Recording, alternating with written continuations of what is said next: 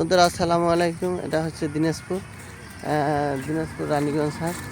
এই এখানে দেখেন কৃষি এক সাইডে রোয়া রয়েছে, ওই একজন কৃষক বন পাচ্ছে।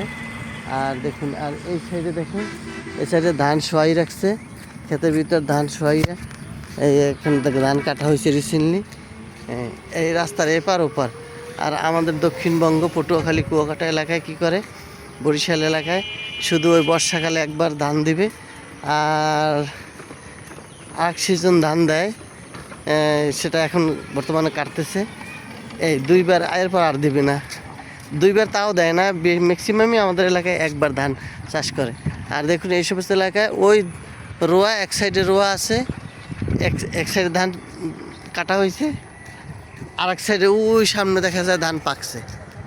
এই দেখুন সামনে আসতেছে, দেখে সামনে ধান পাকছে। আমরা এখন যাব, সামনে একটা লিচুর বাগান আছে, দেখুন বিশাল একটা লিচু বাগান, অনেক সুন্দর।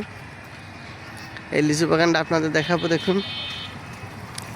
আর দিনাজপুর বাংলাদেশের ভিতর কৃষি প্রধান, আমরা বরিশালকে বলতাম শস্য ভাণ্ডার, কথাটা সম্পূর্ণ ভুল। আজ তার প্রমাণ দেখাবো। দেখুন দিনাজপুরকে বলা হয় শস্য ভাণ্ডার। এখন আপনি ধরে নেবেন দিনাজপুরকে শস্য ভাণ্ডার হিসাবে পরিচিত। আর যারা বলছিল আগে বরিশালকে বলা হয়েছে শস্য ভাণ্ডার, এটা সম্পূর্ণ ভুল। এই সম্পূর্ণ রিপোর্ট তার ভুল। আমি সচক্ষে দেখলাম, আমি একজন বরিশাল এলাকার মানুষ হয়েও আমি মনে করি দিনাজপুর শস্য ভাণ্ডার।